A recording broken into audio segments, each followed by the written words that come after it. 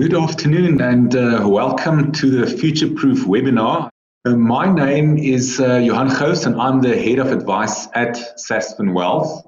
And we are really glad that you could join us for today's discussion around a topic that is becoming increasingly relevant as our economy continues to take an enormous amount of strain as a result of the COVID-19 pandemic and also the national lockdown, with today being day 118.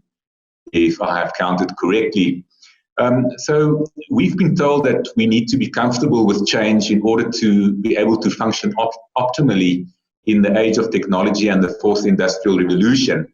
However, I think the COVID pandemic has not just resulted in the speeding up of various emerging trends in the increasingly digital world we live in, but it has also disrupted many people's lives and careers.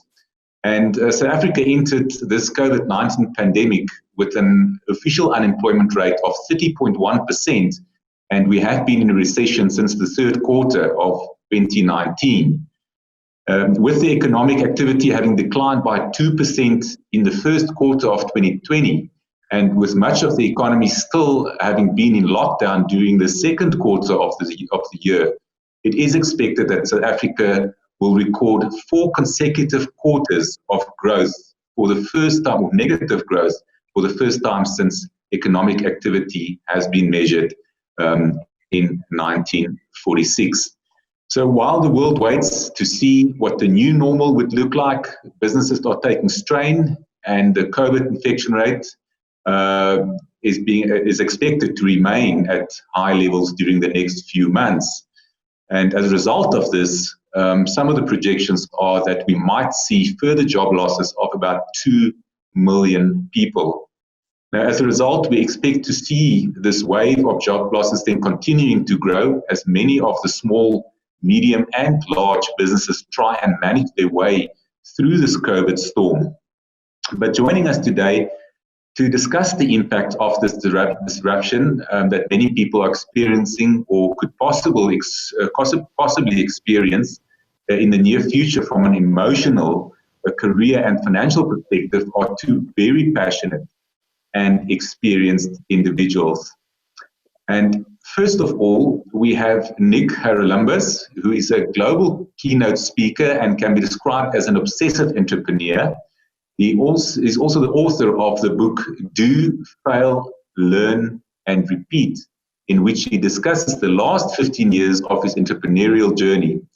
Nick's book also covers the rules to follow if you want to succeed and the do's and don'ts of running a business. Welcome to today's discussion, Nick. Hi, thanks for having me.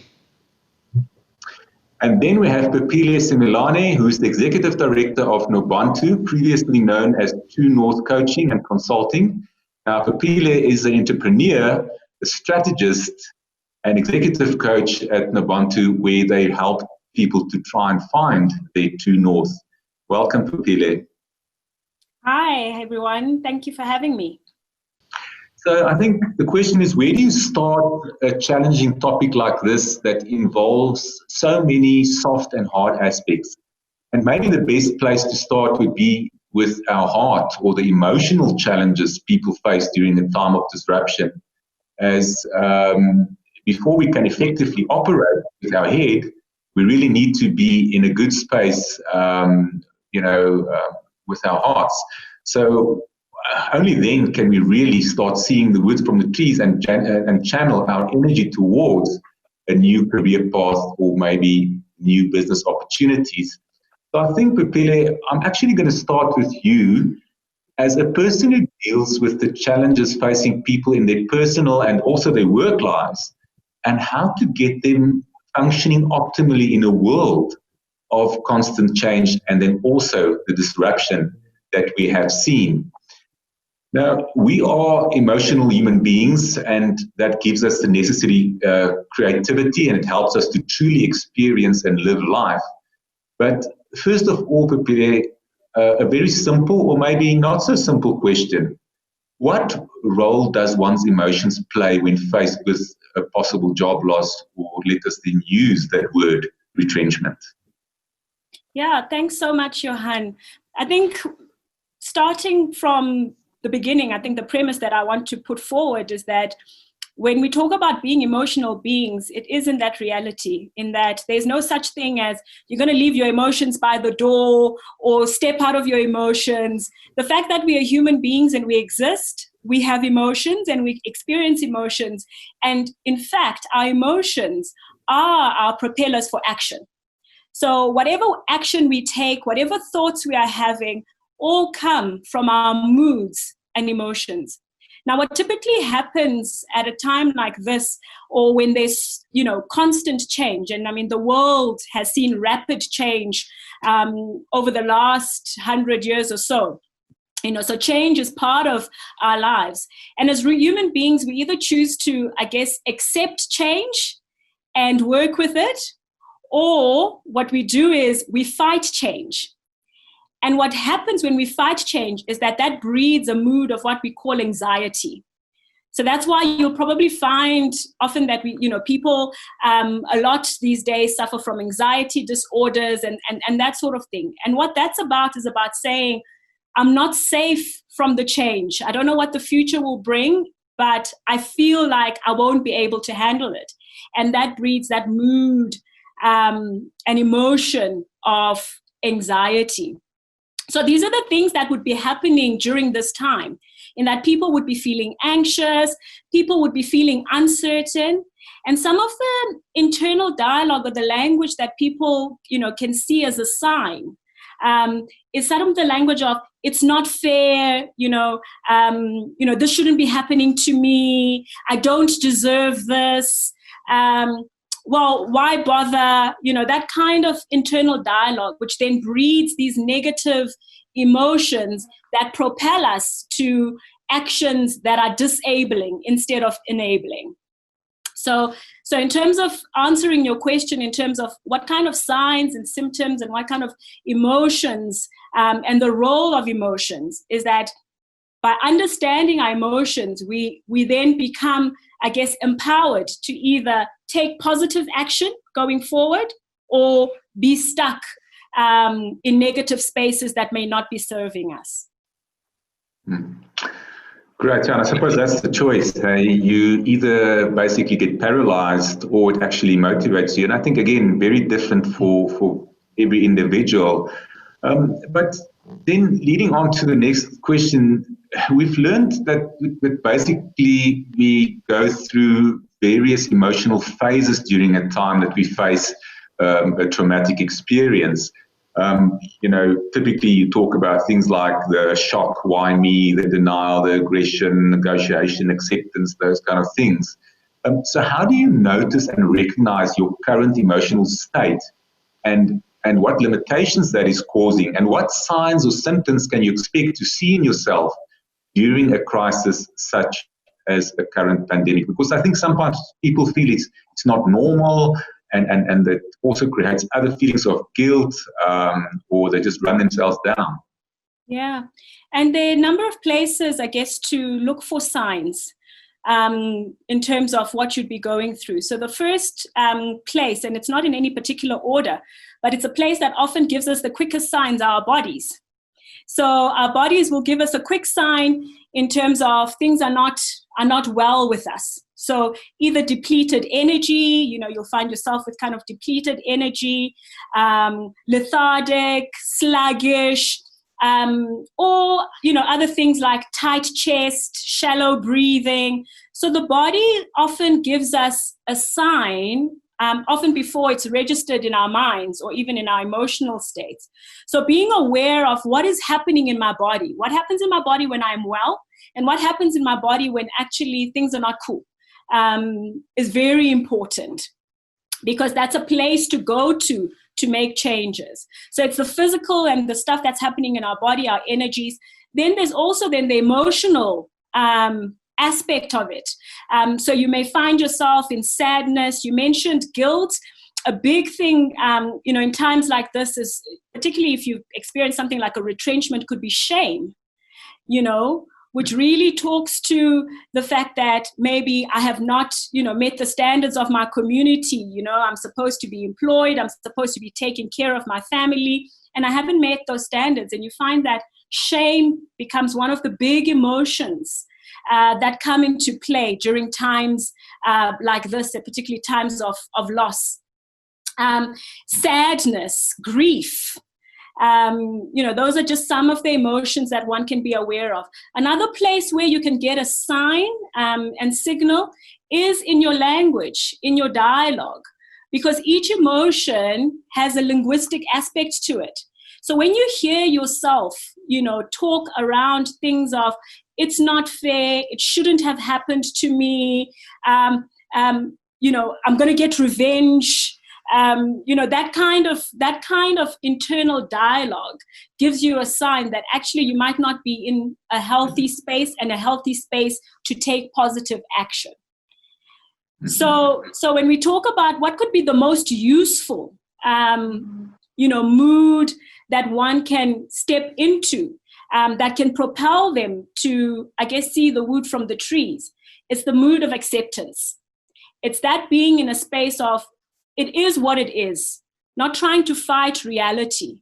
Because from a space of acceptance, of understanding that this has happened, the past has happened, this change is happening, I am at risk, it is what it is, then you're able to get into a better or more enabling space to say, well, what do I do now that I accept that this is happening? But if you keep on fighting reality, you'll get stuck in those moods of resentment. So I think that's the point, is that I believe that all of us only have a specific amount of energy, and it's again that decision of what you're going to be doing with that energy. But maybe, Nick, just to jump over to you, in your book, you talk about the failures of some of your ventures. And I think just to ask you this question, what are some of the emotions that you experienced when some of your ventures didn't work out the way you thought it would? Yeah, it's a good question. So I think quick history is I started my first business when I was 16, and between the ages of 16 and 26, I had 10 back-to-back business failures. Sold my first company at 26 and have subsequently sold 2 more.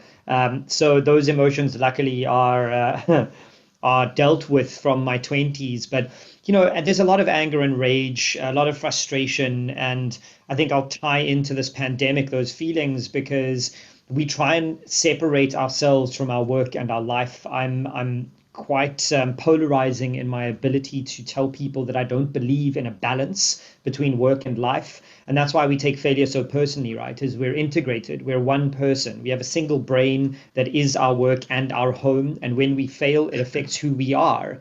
One of the things I work on with my psychologist, and if you are listening to this, it is okay to see a psychologist. In fact, it is advisable. The way that I explain it to mostly South African men who struggle with the idea of getting assistance for their brains is that I see my psychologist as a mental coach. And he's helped me understand that my self-worth is not attached to the work that I do. And it's a very, very hard thing. Failure is a big part of living. Just being on this call today, I'm sure some people have dropped and hit the wrong button by mistake. You fail all the time. So I try and help people understand that failure is not an end point. It's a through point. It's something that doesn't lead to the end of something, but the start of the next thing. And everyone I've spoken to on my podcast, I've interviewed the founder of Starbucks, the founder of Electronic Arts, people who've got £100 million businesses, and none of them use failure as a stop point. They all see failure as the ability to learn something and evolve and iterate.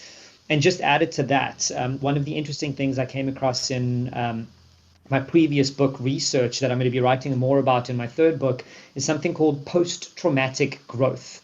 And this is something that's been studied by psychologists, not in relation to business necessarily, but if you suffer a trauma, the concept is that you invariably become better afterwards. You grow in some way, and that applies to any kind of trauma. If you are able to overcome it, you then improve. And that's how I've started to look at failure. Failure is a way for me to grow and improve. Yes, it's a trauma, and absolutely it sucks, no taking away from that. But it's something that is part of life, and we've become too familiar with the avoidance of failure. And for me, success isn't defined by the avoidance of failure, but by the overcoming of it. Yeah, so I think there's so many social messages that, sometimes get in the way of our success. And, the concept of work identity, we spend so much time and so much energy in our work, and it becomes part of what we believe we are. And then when it fails, suddenly our whole world falls apart. But I think that book that you are looking to finish needs to be done very quickly, because I think a lot of people are going to need it after what we're experiencing currently. But Pepile, back to you. So one needs to move from a place of chaos and sometimes being paralyzed by fear to a place where you can actually start moving again. And what are some of the useful strategies to shift one's emotional state from anxiety to more useful emotional states? Yeah, that's a great question. I think, just going back to the points I made about what are the three places that kind of disabled us. So the first place is the body. If you want to, almost like a quick fix in sort of tapping into more positive emotional states or positive energetic spaces, the body is a great place to go to, and a great resource to tap into. So things like breathing, so oxygen, getting more oxygen into your brain creates clarity and opens up. So breathing, that's why practices like, yoga and so forth have become really popular. It's because it enables you to breathe and to biologically, it takes oxygen into your brain and allows you to start thinking more clearly. So that physical exercise, whether it's going for a walk or for a run, anything that enables the oxygen, to work through your system and the energy to be burnt out of your system becomes very, very important. So that's one of a simple strategy. So tapping in, playing music. Music is a great way to shift your mood in the moment. So it's just about those practices that are simple that you can do to shift your mood. Other practices then that become a little bit more, I guess, deliberate and more effort is really around tapping into your self-awareness and getting an understanding of what are these emotions that I'm experiencing now, and what would be more enabling. So often we do goal setting in terms of our careers, etc., but we often don't do emotional goal setting. And emotional goal setting is an important practice in tapping into and getting into the spaces that are enabling for us and that will enable us to achieve the futures that we want. So that practice of emotional goal setting is a very important one in terms of shifting and getting into a more enabling space. And also just being kind to yourself. So often we get stuck into the spaces that I should have, I could have, I wasn't good enough. Maybe that's why that's happened to me, etc. And it's very important to get into a space where it is what it is. It has happened. It's not a reflection of whether I'm good enough or not. And I have the capacity to do better and to fulfill my dreams and get the future that I want. So part of it is around rewiring your internal dialogue. So a simple practice is really, making those assertions and declarations that I am capable, I can do this, and I will do it, to rewire some of that negative internal dialogue that might be sitting with you and causing you to go into negative emotional spaces.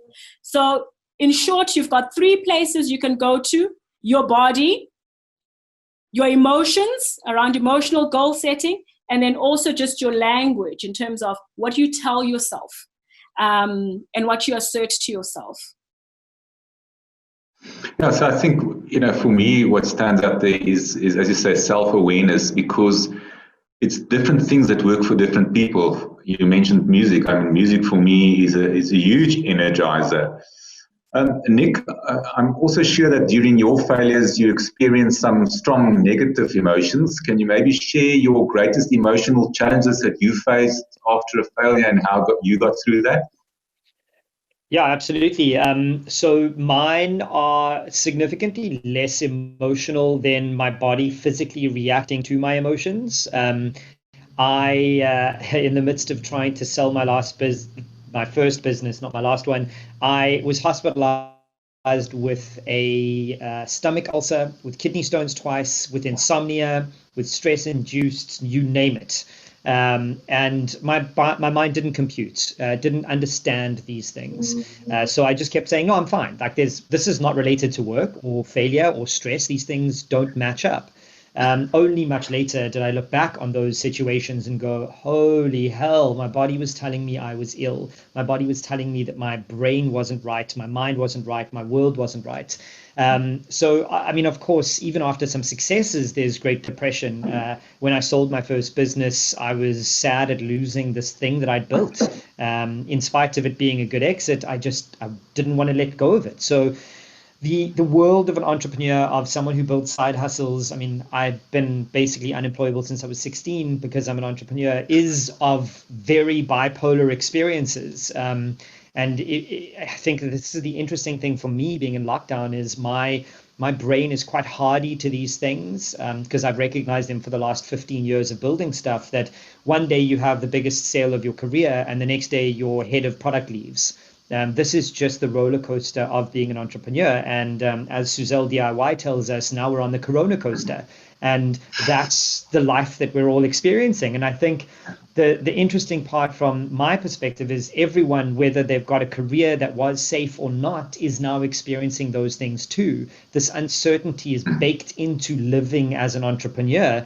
But now your career is no longer safe. The air you breathe is no longer safe. There is this microscopic elephant in the room everywhere you go, making you fearful of sitting at a restaurant. And these things just come up all the time. And I think, much like Pepita said, anxiety is a big part of my life. I meditate every morning for 10 minutes. I use an app called the Waking Up app. If you struggle with meditation and you think it's airy-fairy rubbish, just try this app out. It's not about spirituality. It's about getting your mind clear. I exercise every single day. These routines help me overcome my anxiety. And I'm going to refer back to my psychologist who sat me down one day and said, Nick, do you understand what happens to your body when you get anxious? And I was like, no, of course not. Your endorphins pump up, your adrenaline pumps, and you focus. That's what our genetics are programmed to do when we get anxious. Alvina, the app is called the Waking Up app from Sam Harris. That's the app for meditation. So your body then reacts to this anxiety and then you focus. So he said to me, do you understand that you are creating situations for yourself to be anxious inside of, because your anxiety produces endorphins and adrenaline and it helps you work better? So he said, you're addicted to anxiety. And that was the moment that just smashed me in the back of my head and said, okay, hold on. How do we operate at those levels without the anxiety? And that's kind of what I've spent the last 5 or 6 years trying to do, get to grips with these emotions and reading the Stoics. If you don't read the Stoics, you should read the Daily Stoic by Ryan Holiday. He talks about Marcus Aurelius and Epictetus, and all these guys basically say you could only worry about the things inside of your control. And that's what we're dealing with here in this pandemic, is nothing is in our control. We feel like everything is the president's decision or the virus's decision, and we just have to get back to the things that we can control, and that helps me calm my anxieties a little bit. Yeah, and I think that is so right. There's so many basic things that have changed that we don't even realize to what extent basically our lives have been disrupted at every level, and then again we haven't necessarily experienced some of the physical kind of results of that, those underlying currents that's playing out in our minds and our hearts and our emotions. But thank you very much for sharing, just your personal experience in that regard. Pepita, I just want to then ask about, again, one of the things I think that I've found is that if one just keeps moving while you wait for the answers to appear is not necessarily a bad thing, right? But how can you actually get your mind into that positive action mode and harness the necessary energy to create a new reality for yourself? Well, firstly, the mind is not going to get into any positive state if your emotions are not in a positive state. So that's the first thing. It's about saying, how do I get into an emotionally enabling space? and there needs to be alignment between your body, your emotions, and your mind. And Nick describing his practices, for me, talk to that alignment from being, the mental and the physical and the emotional all being aligned. So it's very important for any positive action to take place, to be in that sort of space, or to be in a space where you are well. And it's also very important to have this emotional learning. So understanding, and you mentioned the word self-awareness, that what is happening with me now. So always constantly being aware of what is happening with me now, how is it serving me, and how is it not serving me? And based on my goals, and based on the things that I want to achieve, is this taking me where I want to go? And this is a daily practice. It's a daily practice of getting yourself into that space. And some people may think, well, seems like that's so much work and it's so, complicated. Well, they're actually quite simple practices that one can do. But also, anything that's worth going for is worth investing in. And the first place to invest in is in yourself, in being well enough to carry yourself into the future that you want, into the future that you desire. So that's very important. Thanks, Pipile. I think we've dealt with some of the very important mechanisms of the heart, and how do you get yourself into emotional space that where your head can then obviously also then operate from more effectively. And we are entering an age where people might not only have multiple careers, but where they also might be multi-employed, given that work from home and the virtual office has become the new reality. So I want to turn to you now, Nick, as an obsessive entrepreneur, to assist us maybe in identifying the new possibilities that a business venture or change in career or even a side hustle may hold. Now, they say that a journey starts with the first step, right? But when life happens like it is happening now, and we are forced to move in a new direction, we get stuck many times. So what is that prevents people from taking that first step and starting a new venture or a side hustle? Is it self-doubt? Fear of failure, embarrassment? Is it financial? What is it?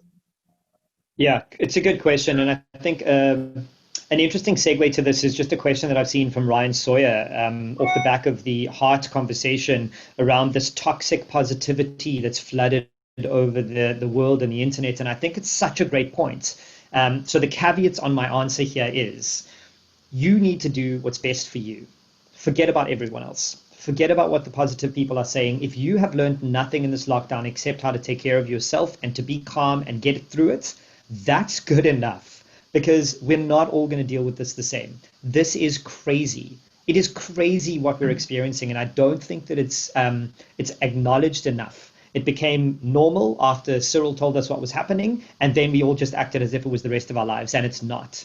This obsessive need to show on social media how well you're coping is rubbish, and you need to lock those people away and put them out of your mind, because they're doing harm to your mental state. You need to take care of your own brain and your mind first. Forget about what everyone else is saying. And that actually leads me to the answer of what holds people back from starting things. One of the top 3 questions or statements I get all the time is, I'm scared of what other people think. Like, it's incredible how people don't talk to their partners about what they want to do with their life. They don't talk to their friends about, you know what, guys, I can't see you for a drink on Saturday because actually I have to build my side hustle, or I'd rather spend time doing X, Y, and Z. So it's a big one, is forgetting about people. I really wish that we would all just focus on ourselves. Life is like a game of golf. You're not competing against anyone else. You're competing against your last stroke, against your own achievements and your own capabilities. It's not about what everyone else wants. So the other 2 things that are really big that prevent people, in my experience, from building side hustles or diversifying their income is, 1, they're afraid of failure. And we've discussed this a little bit. We need to normalize failure. There is quite a shocking statistic in the world of entrepreneurs that South African entrepreneurs, on average, give up after their first failure, while American and European entrepreneurs give up after their 3rd failure. That is statistically quite significant. It means that we have got a country of people who are scared to go for their shot. We think we've got one shot to make a success of our lives, and it's just not true. You have 90, 60, however many years you live. I mean, McDonald's started at 65 or 60 years old. There are so many examples of people who started later in life and tried many times and failed. And then the final one is I don't have enough money. I don't have enough money to start a side hustle. And to that, I would like to say my first statement is always you need to be cautious with your money, especially right now. If you don't have a savings pocket there in case you lose your job and have no income, you shouldn't be spending money on the risky chance that your side hustle will earn you income in the next 2 or 3 months. It won't. Unequivocally, it's not going to happen. If you see those Facebook ads of guys who are like, you can be rich and have a Lamborghini next week, they're wrong. They're lying. It's all fake. It's all trying to capitalize on your vulnerability. What you need to do is dedicate your time, your attention, and your effort to a side hustle. You don't need to spend money. If you're struggling for an idea, right now you can do this while we talk. Write a list of pros. Forget about the cons. Write a list of things you're really good at. Are you organized? Can you play an instrument? Can you speak another language? Do you have a big car that can do deliveries? Whatever it is that you have at your disposal, you can use to make money. You don't need to spend money to build a side hustle. So those are the three things. I'm scared of failure, I'm scared of what other people will think, and I'm scared I don't have enough money, and none of them actually apply.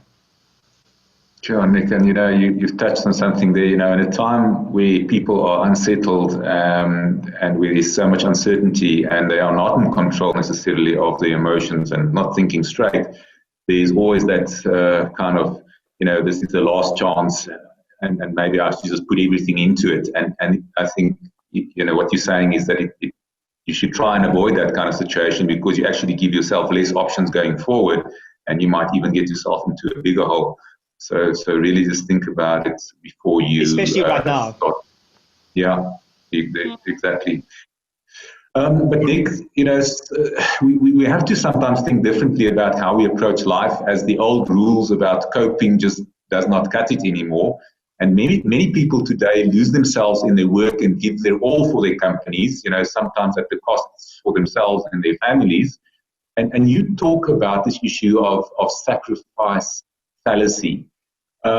Please, can you maybe explain to us what it is and how we should maybe think about ourselves as a one-man business venture with our own aspirations? Yeah, so my principle of the sacrifice fallacy came about after I got so ill from stress and started to see the people around me, the entrepreneurs I surround myself with, experience the same. And there's this worrying trend, and the phrase is called struggle porn, that it's cool to struggle. I work 20 hours a day and I only sleep for 1 hour and I don't eat properly and I don't go to gym, and that's amazing because I'm building a business. That is rubbish. That needs to stop. That is not a way to build a sustainable life. And that's what I call the sacrifice fallacy. The idea that you need to sacrifice everything, including your own health, to build something of value. That's just not true. And it's this interesting conundrum that entrepreneurs present themselves. We mistake self-care for being selfish. And I'm here to help people understand that if you put yourself at the top of your priority list and you don't sacrifice your mental and physical health and your relationships, you will be a better human. If you sleep for 8 hours, if you train every day, if you eat healthy, you will work better. Working 20 to 22 hours a day makes the work bad. I've had many developers work for me who work till 3 in the morning. All that happens is we redo their code the next day. You are not efficient after 6 days of not sleeping well. So the sacrifice fallacy tries to help people understand that it's okay to have your priorities in line. And it's okay if that priority isn't, I want to climb the corporate ladder by the time I'm 40, be the CEO. It's okay to have enough. We should be striving to have enough, not millions and millions and billions and billions. I mean, what I'm trying to help people understand is that side hustles should more than likely not lead you to be a billionaire. 30 years ago, we didn't even use the word billionaire because there weren't enough to use that word. Now there are only 2,095 in the world. That is 0.0000027% of our population. If you're on this call, all of us included, we're not going to be dollar-based billionaires in our lifetime. It's not going to happen. So be real with yourself. Set yourself normal, okay goals. Spend time with your kids. Build your side hustle. Go out for a drink. It's okay to have a normalized life that you don't put yourself under that stress. So all the way back to the beginning, that's what I call my sacrifice fallacy, because the idea is you don't have to sacrifice your well-being to have a career or build a side hustle. Yeah, you talk about, yeah, Philip. If I may add, Johan, actually, just to complement what Nick is talking about, is that also the other aspect of it is that we often think that we have to do these things ourselves, we have to prove ourselves, etc., etc. When actually, if we think about it, a lot of our concerns, and we are walking concerns as human beings, a lot of our concerns, we can't take care of ourselves. We need other people to help us take care of our concerns. So it's about how we build support structures around ourselves, and support structures that will enable us to get what we want, where we offer ourselves to support others and we are also willing to ask.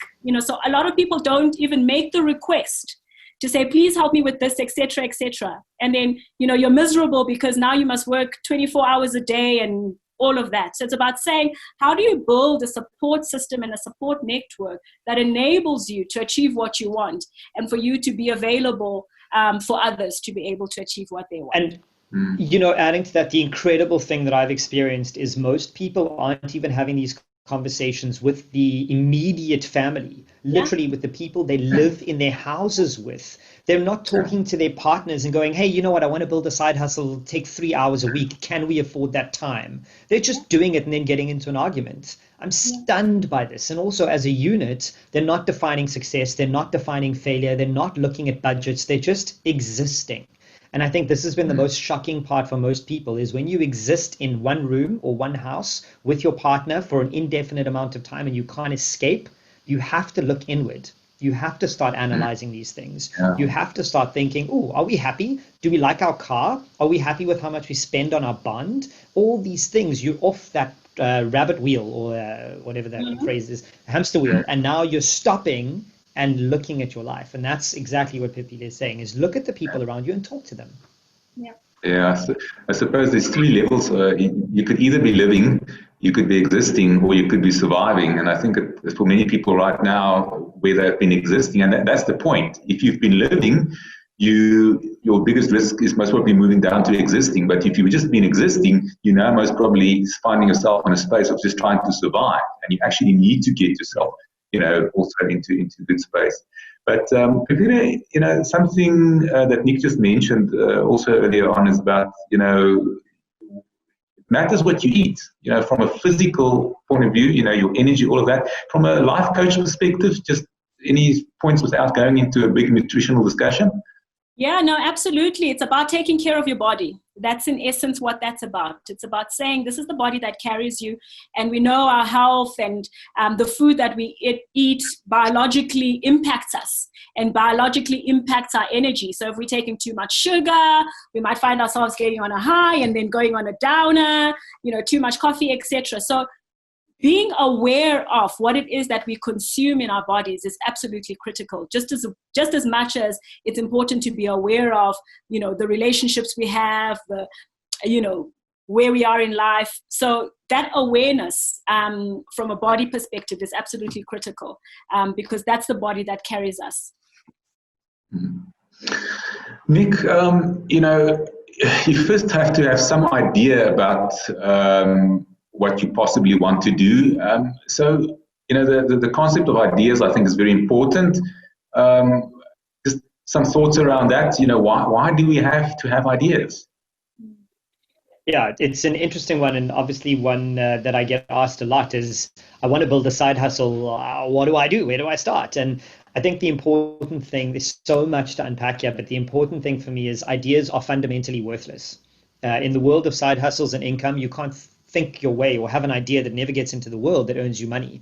So the first thing about an idea is, if you aren't fearful of failure, if your self-worth isn't attached to the work you do, then go out and build something. Try, see what happens, because you're going to learn something, and either you will or you won't make money from it. I mean, Steve Jobs has also famously said, ideas are worthless, execution is $1 million business. So I gotta say, the idea side of a side hustle is much less intriguing to me than the execution of it. And for all my businesses, that's been the thing. None of them have been groundbreaking, earth-shattering ideas. And for that matter, historically, ideas aren't being the first, and having the best idea isn't really the winning combination. Google wasn't the first search engine. Facebook wasn't the first social network. Ferrari wasn't the first car. It's not about getting an idea, protecting it, and being first. It's about just executing it and building something that you enjoy that makes you money on the side. And this is one of the key things that I'm trying to help people understand about side hustles and diversified income streams is they should be additive to your life. They shouldn't be subtractive. If what you're doing gets you negative or less, whether it's financial, mental, physical, emotional, your time, and you're unhappy with it, stop.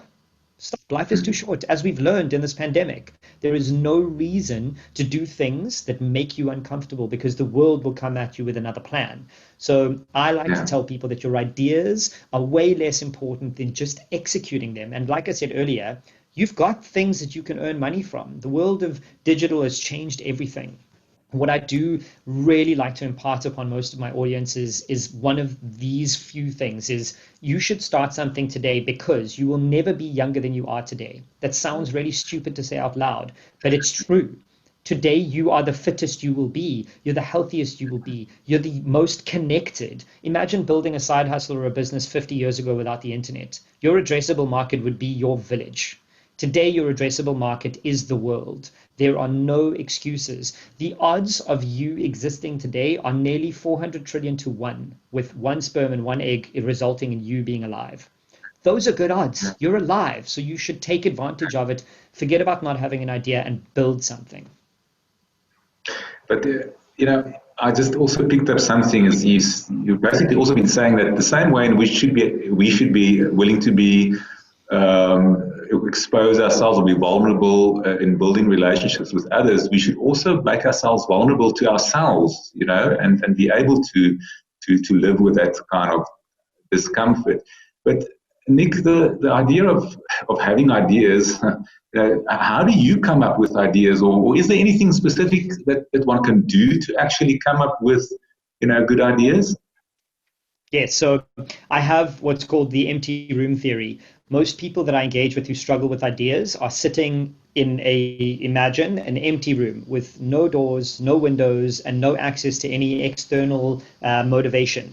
So what they do is go, what can I come up with? That's not how ideas work. You need to get into the world, experience things, and solve problems that exist. You can't just sit in a room with no external integration and imagine that the world will be a certain way. You have to go out, talk to people. Don't be precious about this experience, and then solve a problem. So most of the businesses I've ever built are solving a problem. My fashion company was solving the problem of men wearing boring clothing. My social network company was solving the problem of building social networks on your phone. My consulting firm was about getting out into Africa and taking Western companies into the African continent. So find a problem that you have, a small problem, and then fix it and slowly scale that out. One of my favorite investors is Paul Graham. He started a firm called Y Combinator that births businesses like Dropbox and Airbnb. And he likes to say, to build something big, start with something small. That's how I think ideas need to work. Start with something small, and if you're patient and consistent, you can build it into something big. Yeah. So you first have to figure out for yourself, I think the important thing is why, what's your motivation for wanting to do this? And I think Apple has also been very good with, solving people's problems that they didn't even know. They didn't even know they have this need, but the need was created. And that's why when you're saying that, think of something that you have a need for, and most probably you'll find that other people do have that need as well, but nobody's done anything about it. So I think that is a great source of that. But Nick, just if I may just add to that, I think also just finding things that you like and enjoy. So often we forget about the things that we like and we enjoy. And sometimes we think about building a business around, definitely it's about solving for something and solving a need, but also the need can be around enjoyment. The need can be around likability, aesthetics. So it doesn't necessarily have to be, often when people are looking to solve problems, and I mean, having built 3 businesses myself, and business school teaches you that, you kind of have to go seek for, this deep problem that must be solved, etc. When actually sometimes it's just about saying, oh, what do I like? What do I like doing? What am I really good at? But actually what brings me joy? And how do I monetize that? So yeah, those are other options as well. I love that statement, and I think it's an important one. But Ryan in the comments actually touched on what I was going to mention. I am infamous for saying this, and people rip me apart, but I believe you should love what you do. So the way that I phrase this is you should be passionate about the thing you do, but you should never turn a passion into a business. If you turn your passions into a business, you make your hobby something you hate. So you should love what you do. And I completely agree with that. I love writing, so I write books. But it's not a passion of mine. It's not a hobby.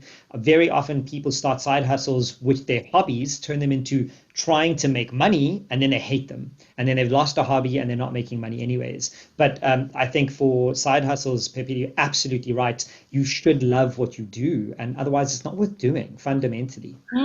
Yeah. Nick, so now you've got this idea, you're not going to bet the farm, you've identified this need, just to get a little bit more practical, because, once you get excited, then your mind starts running in all different directions. So where is it that you really start when you want to build a side hustle? That's a good question, and it differs for everyone. What I like to tell people, the very first thing is, please don't write a business plan. Like, don't start with a business plan. It is possibly the worst place to start if you're building a side hustle. Different, and obviously there are edge cases. If you're going out to raise $10 million, you're going to need a business plan of some kind. But for a side hustle, all you need to do is write down the answer to these 3 questions. What is your business? Give me 1 paragraph. Who is your customer, and where do you find them? That's all I'm asking you to do if you want to start this thing. So I want to teach music. I think my customers are teenagers who've just learned guitar, and I think I can find them on Facebook with an ad. Great, now you've got a side hustle. Now what you need to do is get your ad up, start selling it, set a price, and go for it. But the point here is you should start with things that aren't roadblocks. Most people start with roadblocks. They like to put those roadblocks up and go, you know what, I haven't started yet because I'm writing my business plan, or I haven't started yet because I haven't registered a business, or I need my domain and website up and running. You don't. Every side hustle starts with a sale. So the first thing you need to do is talk about your business to people, make a sale, and see if you can then repeat that and do more than 1 sale. Then you've got a side hustle.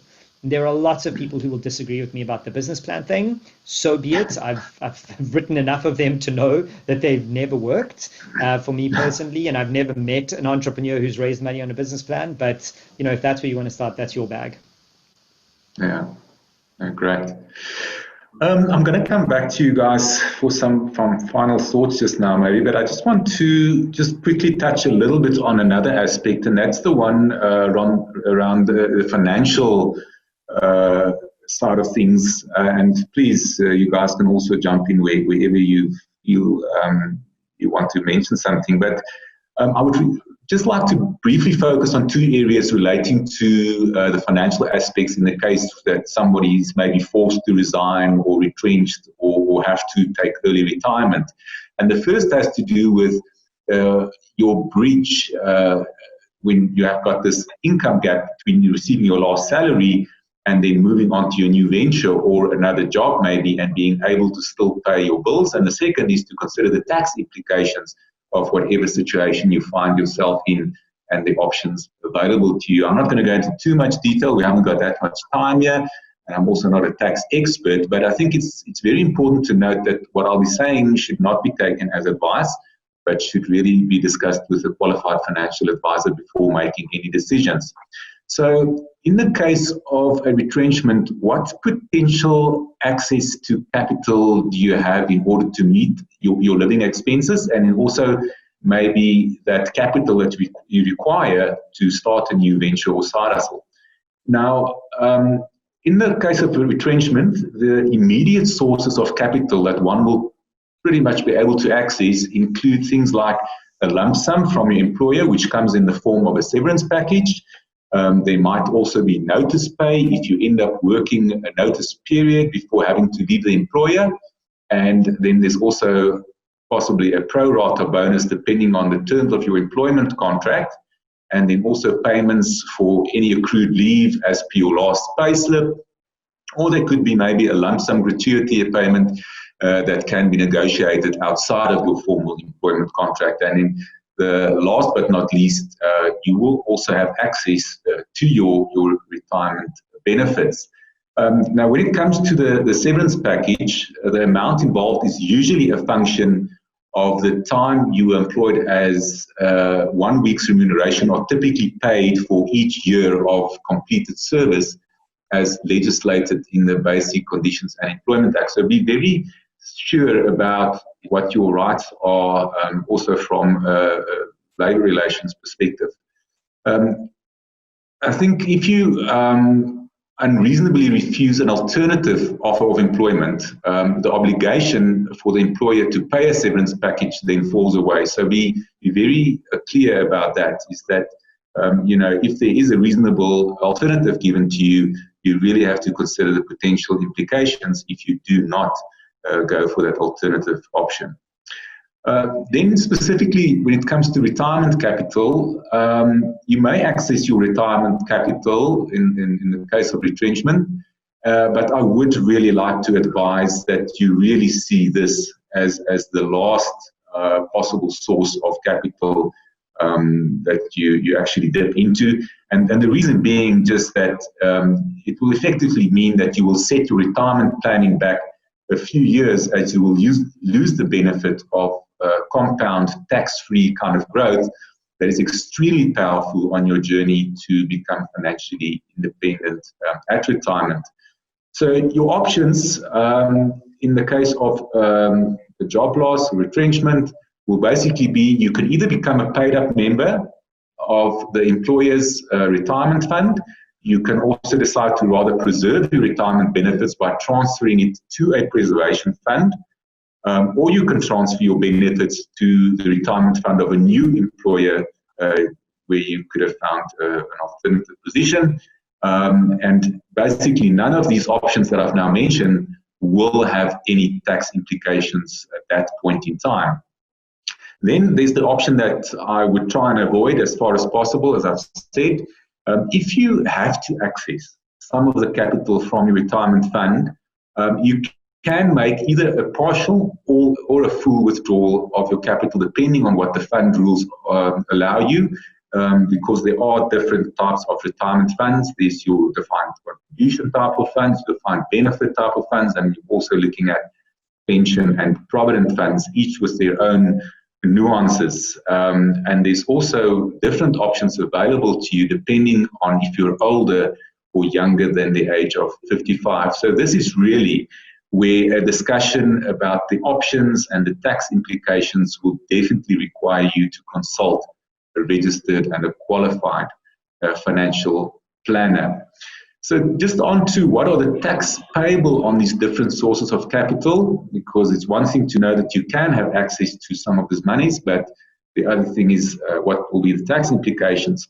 Now, in the case of retrenchment, all your employment-related benefits will be taxed at your marginal tax rate as part of a normal salary on your payslip. However, if you look at the severance package lump sum received or any benefits that you take from your retirement benefits, that will be taxed according to the retirement fund tax table, which gives you a first 500,000 Rand that you can take tax-free. Now, that 500,000 Rand portion basically works on a life accumulated principle, meaning that once you have used your 500,000 tax-free portion, then you will not be able to use it again should you make a withdrawal from retirement benefits later in your life or when you retire. And in the case of a voluntary retrenchment, and this is very important to note, or where you decide to resign before you get formally retrenched for whatever personal reasons you may have, then the way in which that severance package and any withdrawal from your retirement savings are taxed will be different. These payments will actually then be taxed at your marginal tax rate. So you do not have that benefit of the first 500,000. Now, where withdrawals are made from a retirement fund under this scenario, a different tax table applies where only the first 25,000 Rand of the amount withdrawn is tax-free. Now, again, as I said, I'm not a tax expert. I would really advise you to contact a registered financial planner in this regard. I think one or two things just to mention around retrenchment. Usually that's a very stressful time and one doesn't always think straight and you're not that focused, but I think just make sure that you obtain all the necessary technical information relating to your employment conditions and also the retrenchment terms and conditions, and basically, go and see an advisor as soon as possible. And also, look at where's the first opportunity to start developing some new skills. And as we've also said earlier on, I think have open discussions in the case of retrenchment with your family and friends. This is a reality that's hitting very many people at the moment, so it's nothing to be ashamed of. Then maybe just to close out, we're just about done in terms of, we've run out of time, but Nick, from your side, maybe just the last few comments. Sure. Look, generally, I think hopefully Pepile and I have gotten the message across that we're all going through this crazy place. We're all doing the best we can. And I think we have a tendency to be hard on ourselves and to view everyone on social media cheering themselves on. Everyone is going through the same thing. Everyone is struggling. And we're all trying to find happiness in this crazy global turmoil. And it's okay if you're happy. It's okay if you're doing well. It's also okay if you're not. Just do the best you can to get through your day and safeguard yourself, your mind, and your own health. And I think the rest stems from that.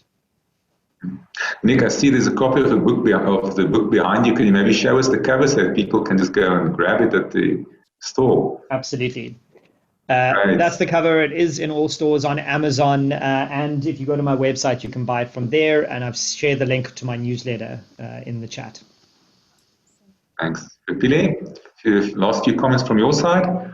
Yes, thank you. I just want to, thank everybody for joining us and for giving us the time.